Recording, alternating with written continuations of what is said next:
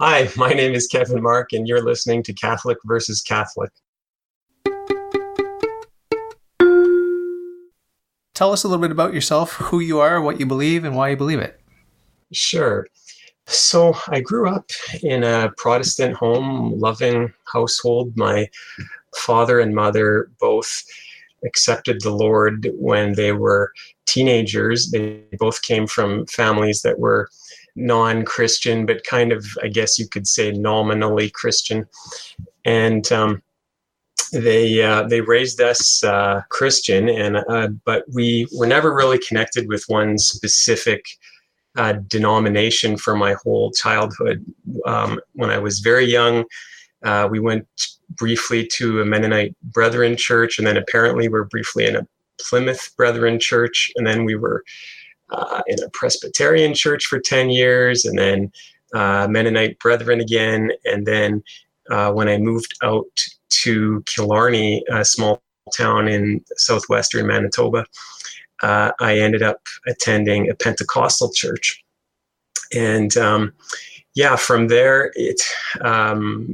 things seemed to be going okay. I was a pretty typical Protestant Christian, and that kind of all changed on our honeymoon when my wife and I married. We went to Hawaii, and like most people, we weren't necessarily wanting children right away, so we were utilizing contraception. Well, I had this kind of a check in my spirit where it felt like my conscience, I guess, or the Holy Spirit perhaps, was saying to me, is this right?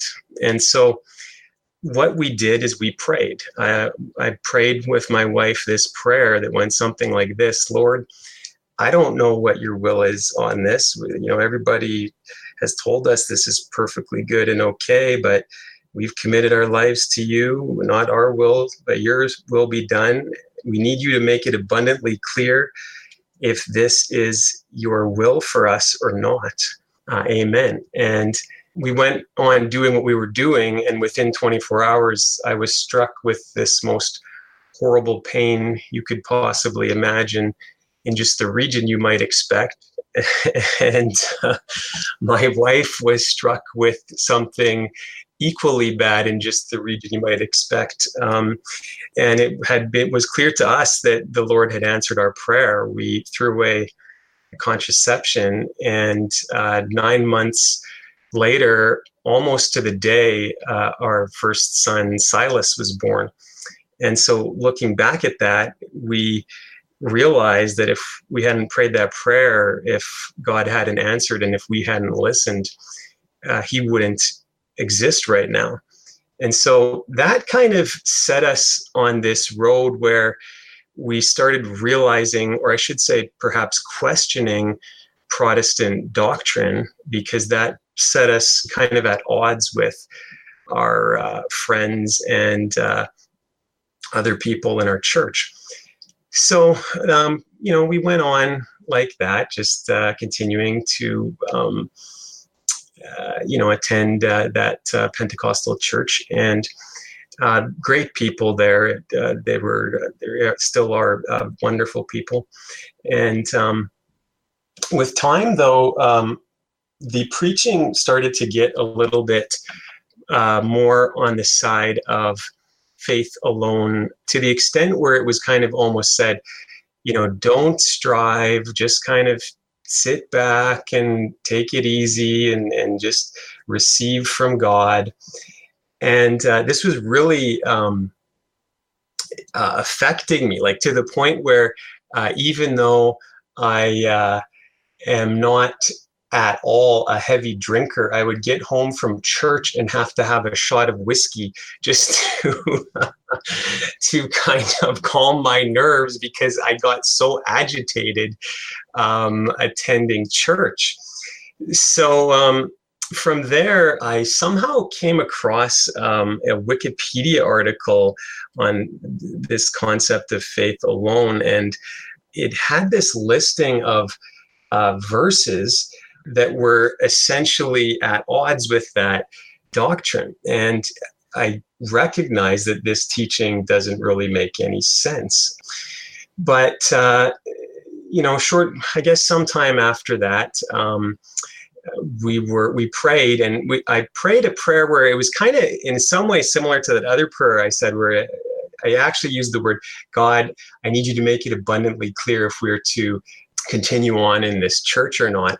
And so within a week of that prayer, my one son, my second oldest, was in this church basement and at a play group, and this table fell on his leg, and it broke his femur, his thigh bone, in two. And he got rushed to the hospital, and he ended up in this pretty intense kind of body cast.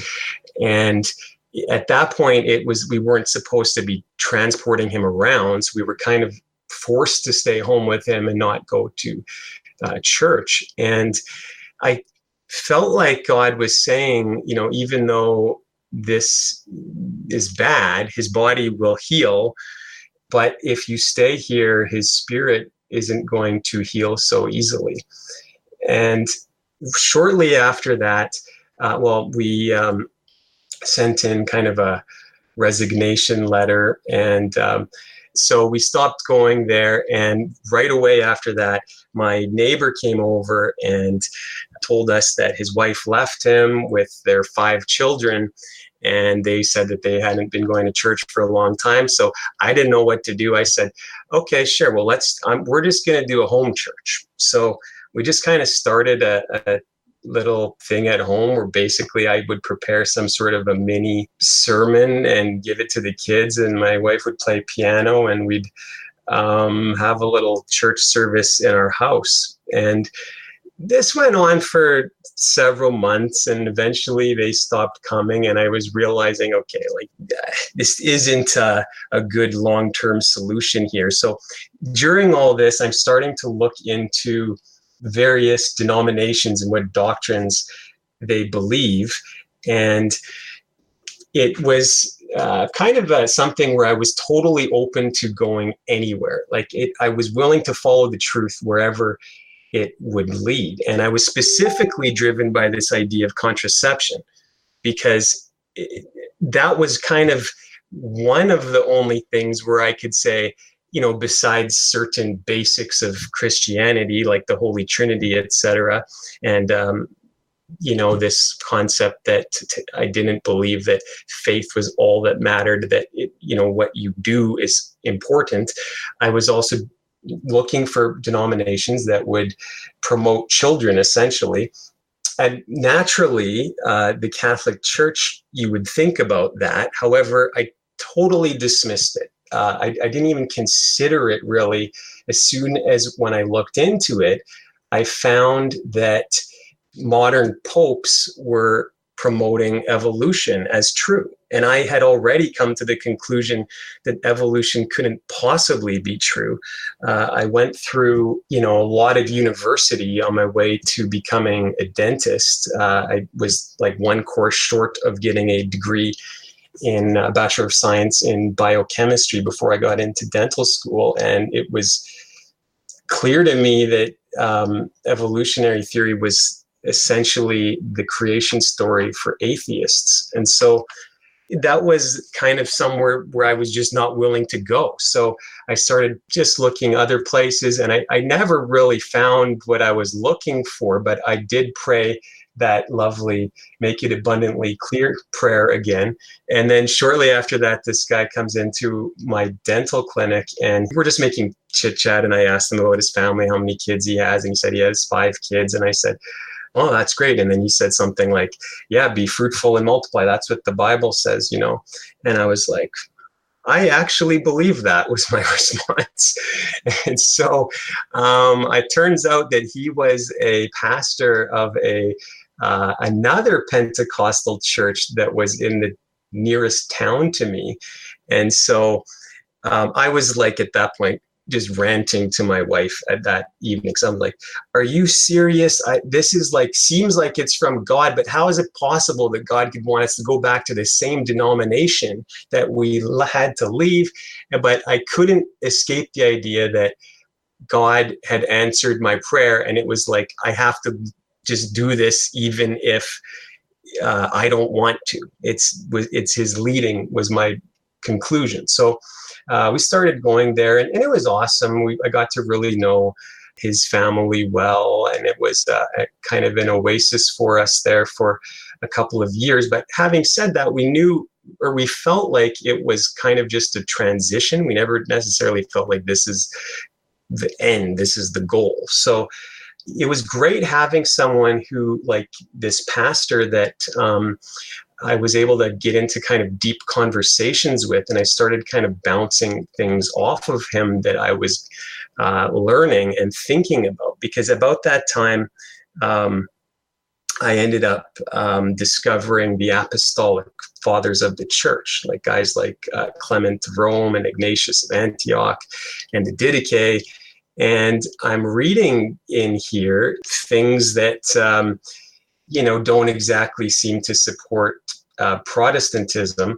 And I start thinking about things like apostolic succession and, even the concept of scripture alone. And part of that was because I had recently joined the local pro-life group. And it made sense to me that the church should outlaw something like abortion, even though abortion isn't specifically mentioned in the Bible.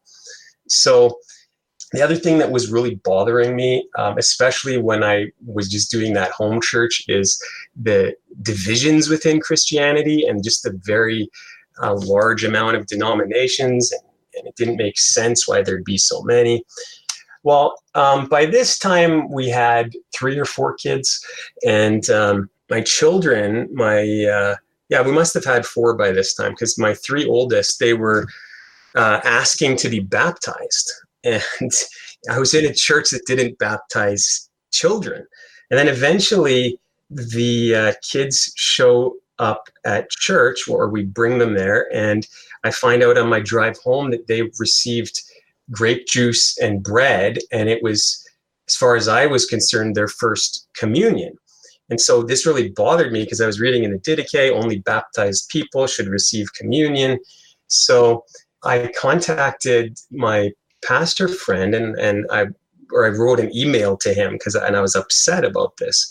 And anyway, through this discussion, he was basically saying, no, it wasn't communion. It was just kind of, this like a children's pretend thing. And then right at that time, I discovered this concept that the early Christians took the Eucharist literally. That was essentially the first time I ever thought about that. And I read John 6, and it struck me that, wait a minute, from his perspective, that's all communion is fake. So he didn't do anything wrong from his perspective, because it's not ever something truly holy. It's not real anyways. And so at that point, I realized I have never even had communion.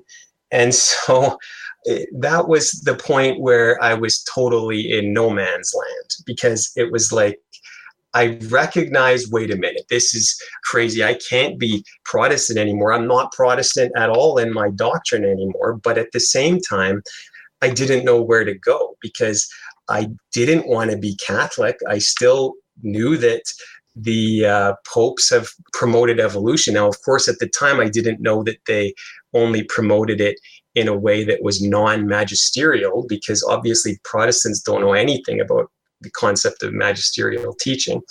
But I was working through that. I started looking up Protestant denominations that could somehow have apostolic succession and believe in the sacraments. And I was starting to consider orthodoxy. And then it just struck me, wait a minute. The whole reason I got here in the first place is because of this contraception thing. There's no way that I can go anywhere else, because the Catholic Church is the only one that upholds contraception. So I essentially have realized then that I have to become Catholic. But the problem there is that still the evolution problem, and then also Mary was a problem. I didn't know how to deal with that.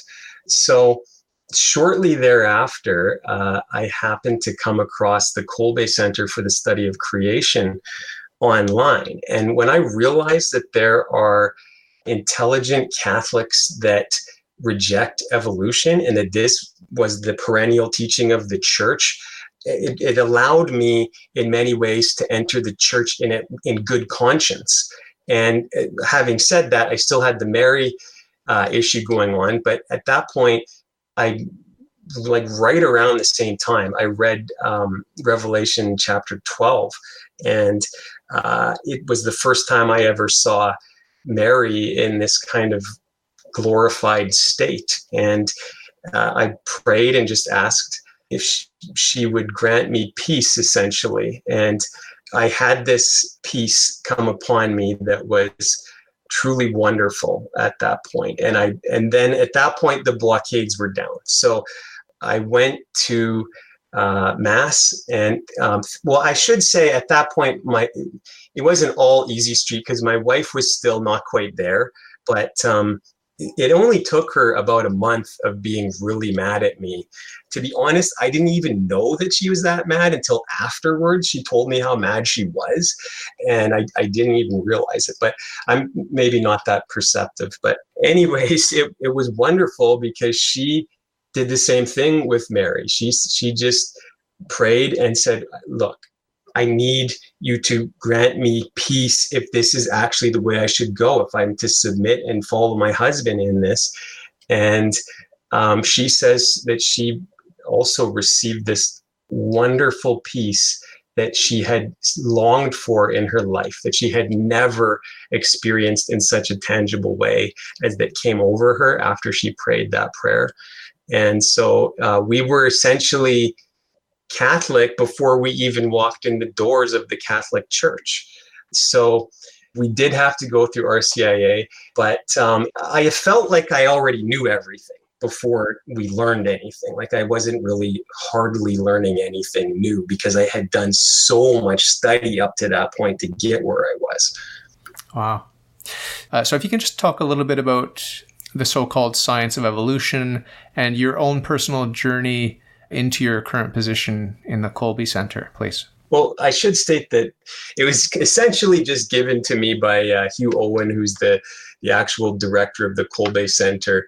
And I was clearly interested in promoting special creation as a Catholic. And I think perhaps I was the most eager Canadian that he knew. So essentially he just said to me, hey, you're the new director. And I was, okay, sure.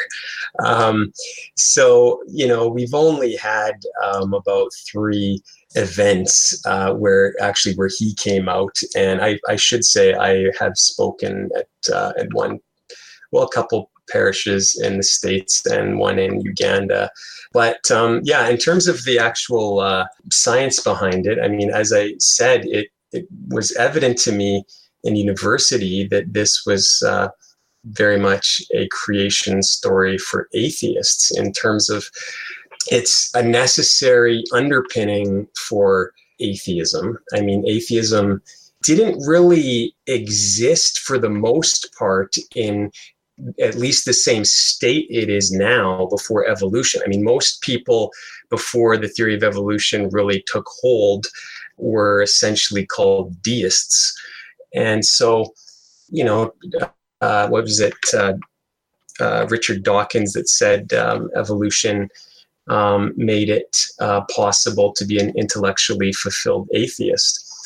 And so at its core is the, of course, concept that everything essentially popped out of nothing and that you can have, stellar evolution where planets and stars and all of this can coalesce and come together without any sort of directing forces, and that somehow we can have the conditions just so for life, and that life can spring out of nothing, breaking the law of abiogenesis, which obviously is a law of science that has never been shown to be false. And even though you have various people claiming, oh yeah, this is how it was done, I mean, the reality is, if they could create life out of non-life, they would do it. They can't do it.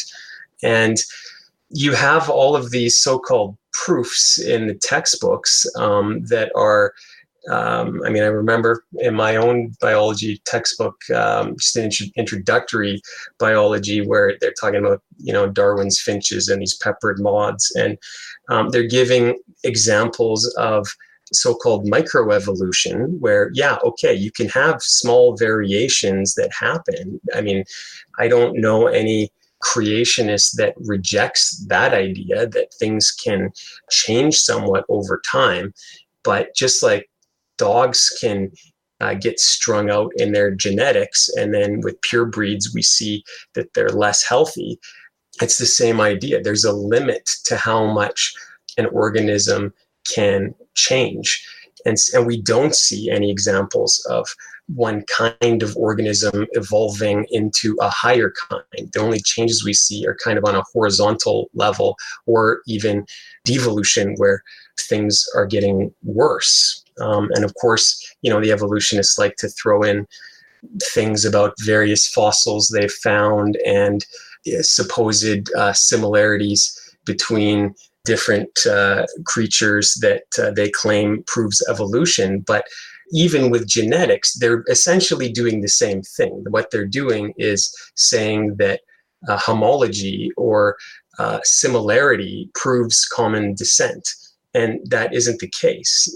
You need to actually show this idea of transformism, of one organism changing into a higher kind, to prove your point. You can't just pick out two things that have some similarities and claim that they have a common ancestor. I mean, you can empty out your junk drawer. I think most people have those junk drawers in their house, and you could spread everything on the floor, and you could probably sort it into some sort of sequence where you start from the beginning and you kind of put things in order in some sort of sequence. And you could find similarities between things, but you're not proving common descent. No matter how many items you have, you obviously are able to find some sort of order and sequence. But I mean, the easiest way to see that homology doesn't prove descent is just the idea that there are very similar structures in different organisms that, even according to evolutionary theory, supposedly had to come up independently. Like, for instance, wings on birds, or wings on bat, or wings on insects. So the same idea can be shown with respect to various other similarities between creatures.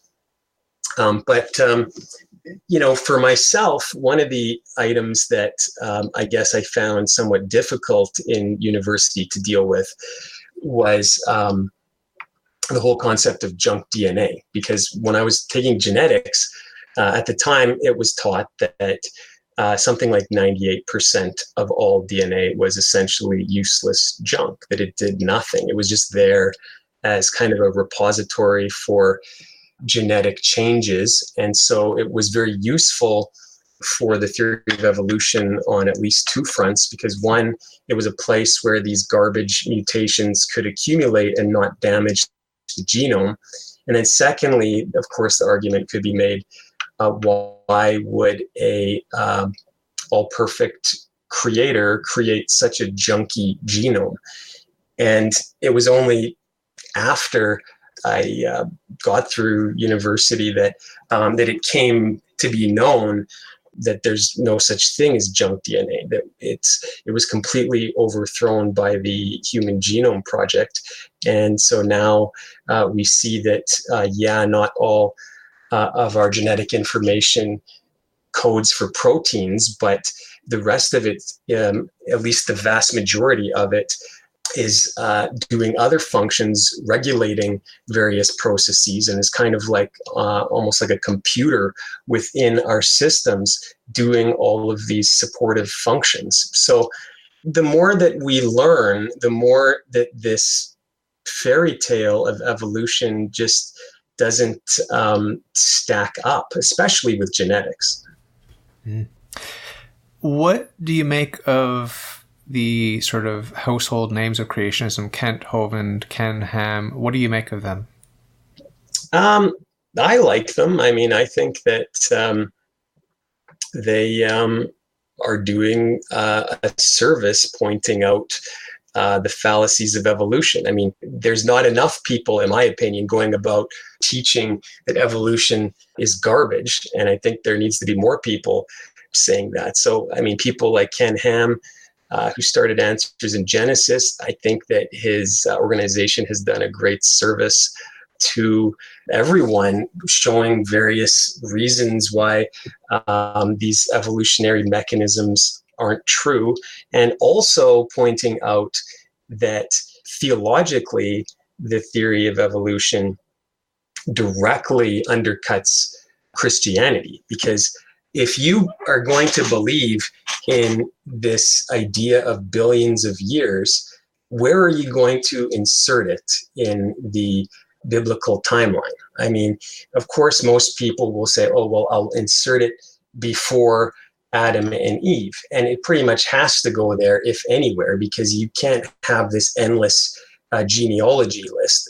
So if it's going before Adam and Eve, then all of a sudden you have all of this death, disease, and the tooth and nail struggle for survival amongst various animals killing each other, and the concept that death is a necessary mechanism for progress. And so this doesn't at all fit with the concept that it was through sin that death entered the world, and not just death for humans, because why else would we have this situation where it's fairly clear that Adam and Eve did not eat meat? So I just have a difficult time taking people seriously when their theology is so easily able to incorporate something that is so at odds with traditional Christianity. Mm-hmm. My faith has been on fire more since I've discovered that there are good theological grounds for accepting special creation. And it was the dogma of the Immaculate Conception that gave me grounds for sort of coming out of the closet, quote unquote, as a young earth creationist. And it was just that one idea that Adam was sinless when he was brought into the world. So if he was conceived in the womb, then he must have been immaculately conceived. And therefore, special creation has to be the case. You can't have any sort of theistic evolution. And I've since come to discover other dogmas, such as the dogma of the Council of Vienna, which says that the soul is the form of the body. That right there is enough to topple theistic evolution. Can you just talk about some of the dogmas and how they indirectly, at least, if not directly, preclude any sort of theistic evolution? To me, the key teaching from the Catholic Church is Lateran IV, an ecumenical council. And we can read from that this statement: God, creator of all visible and invisible things, of the spiritual and of the corporal, who by his own omnipotent power at once from the beginning of time created each creature from nothing, spiritual and corporal, namely angelic and mundane, and finally the human, constituted, as it were, alike of the spirit and the body. I mean, that's pretty clear, but I mean, to give something even more basic that we should all be familiar with are the creeds. I mean, I believe in God, the Father Almighty, creator of heaven and earth, and the Nicene Creed. I believe in one God, the Father Almighty, maker of heaven and earth, of all things visible and invisible. I believe in one Lord Jesus Christ, and it goes on to say, through him all things were made. Now, if we can just think about this for a second, and the fact that the creeds obviously have been composed for the explicit purpose of keeping us all in one faith, I think everyone can agree that the framers of the creeds obviously believed in special creation. And that is indeed what they were attempting to convey when they included those phrases. I mean, how can anyone possibly argue that that is not what their intent was when they included those phrases? So all of these Catholics are pronouncing the creed at every Catholic Mass, and I don't know how they live with themselves, to be honest. If you don't actually believe what the creed says in the way that it was intended, then you must have to do some sort of mental gymnastics to deal with it. I mean, what do these people do when they get in their cars and go home after Mass? Do they explain to their children, oh, even though we said that we believe in God as the maker of heaven and earth, all things visible and invisible, and through him, Jesus, all things were made. We don't really believe that literally. We just, kind of believe it in a figurative sense. I mean, is that right, that we should have to explain things to our children in that way? It just doesn't make sense to me. I became Catholic in 2009. I was atheist for 25 years prior to my conversion. And as a monotheist, I never believed in evolution. I hadn't thought about it much as an atheist, but when I found God, I just intuitively accepted special creation. And at the same time, I wasn't vocal about it because I had been told that the church doesn't insist that we believe one way or the other. It doesn't really matter. So I just kept it to myself. And I was sort of overwhelmed by the general consensus of everyone around me that it's Big Bang and evolution. That's what happened. And although I didn't believe it myself, I didn't rock the boat because I thought that it was up to the sort of private judgment. Each individual Catholic can decide for himself. Can you talk about that sort of misinformation campaign that's sort of painting this exaggerated picture about how strongly endorsed evolution is by the recent popes and by the magisterium, please? Sure. So, I mean, the simple fact is that there has never been a single magisterial pronouncement in favor of evolution. If you look at the last definitive magisterial statement, Humani Generis, if you read it in detail, rather than just reading the snippets or interpretations that are used by promoters of evolution, you will see that, in fact, he is extremely cautious on the issue. That the Pope, Pius XII, he very much makes it clear that we cannot just go ahead and accept this issue. I mean, he does suggest that this issue has to be studied in more detail, but I mean, he makes it very clear that this is not something that should just be embraced. So from that perspective, it seems insane for someone to go ahead and suggest that the Catholic Church is wholeheartedly embracing this. I mean, it's not at all, again, supported by the magisterium. And I mean, if you go back in time, you see these other pronouncements, like, for instance, Lateran IV, and I mean, there's some of these decrees that came out by the Pontifical Bible Commission in the early 1900s that were clearly in favor of special creation. And this is when the Pontifical Bible Commission was actually an arm of the magisterium.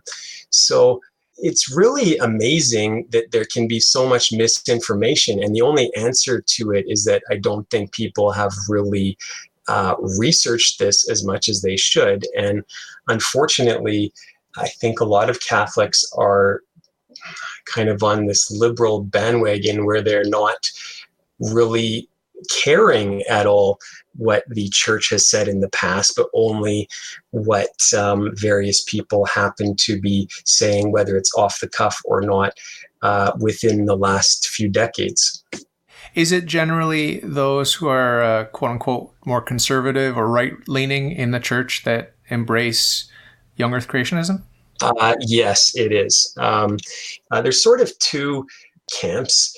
that have embraced special creation. One are the more traditionally minded people, the Latin Mass goers, and then the other group are the charismatics.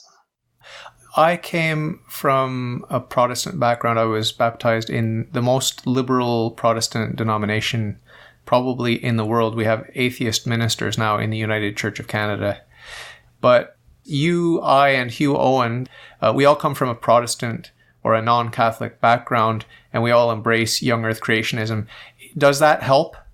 Yes, it definitely does. I've thought about that, and I've wondered, if I was brought up in a, Catholic school, say, where I felt like I could wholeheartedly trust the instruction that I'm receiving. And if it was taught to me that, oh yeah, there's no problem with evolution, this is totally, we're able to take this into our theology, no problem. It would definitely cause one to accept it easier. I mean, instead, I went to a secular schools all the way through. And so it was very evident to me that I was kind of by myself, that I couldn't just put down my guard and accept anything that came to me. So from that perspective, it was sort of easy to discern, okay, this is a teaching that supports atheism. And yeah, for whatever reason, I don't know why it is exactly, but the Protestants really have done a lot of great work on creation science and even the theology of why evolution is a problem. There's a lot of Protestant organizations that have done good work.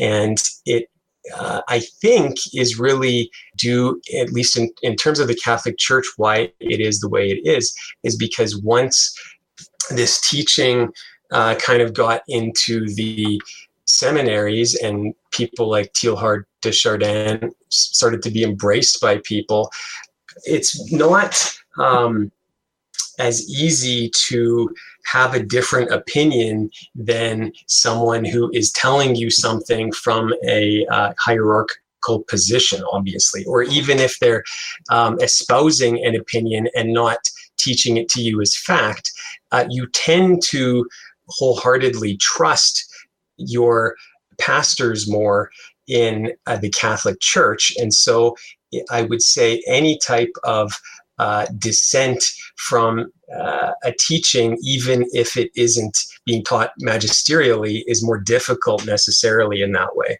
How do the non-creationist Christians view Jesus' words about Noah, and how do they view the story of the worldwide global flood generally?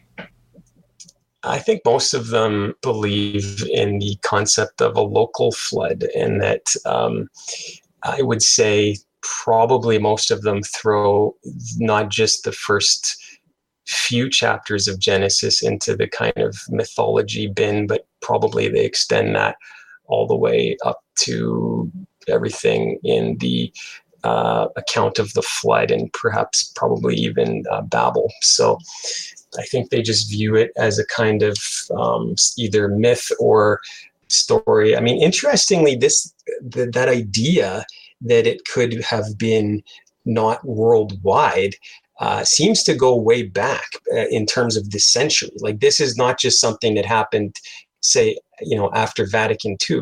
It was even in the Catholic Encyclopedia, which I think is like 1909 or something like that, you have this concept that perhaps the worldwide flood wasn't worldwide. So it would seem that the Protestant theologians, especially the Germans, they really went to town on these liberal interpretations of the Bible in the late 1800s. And for whatever reason, you would think that the Catholic priests and bishops would absolutely rebel against that, but they sort of took on these liberalized notions and incorporated it into the Catholic Church. And so previously, when I said about kind of dissenting from teaching, of course, I wasn't talking about dissenting from true Catholic teaching. I'm talking about bolstering ourselves with the apostolic faith that has been handed down. So at the end of my interviews, I do ask my guests to wrap up with a little positive thought, a little message of hope. So just to wrap up, what do you think you might be able to say to anyone that's out there listening now? What I can say for hope is that never give up. Keep seeking, keep knocking on the door, and it will be answered unto you. When I was 11, I committed my life to God in this prayer. And I remember it was as if the heavens had opened up and a light was shining from heaven on me. I can never forget that experience and my honeymoon and other things that have happened to me in my life. And then finally, where I was seeking for the truth, and it was just totally God to bring me to the Catholic Church, to the place where, and I didn't really go into this as much in the program, but I mean, I was not just not thinking about the Catholic Church. I mean, I was actually an anti-Catholic. Like there's the Catholic Church was the last place that I wanted to go. It was the last place that I would ever consider ending up. But I had this idea that, you know what, I'm going to seek the truth and follow it wherever it leads. And so that's all I can say to you. Keep seeking the truth. Don't close any doors. Be willing to go wherever the truth leads. And above all, pray. Just even if you don't pray, just say to God, God, I need you to make it abundantly clear that you are real, and be willing to submit to him. And if you're willing to do that, I have no doubt that he will show himself to you.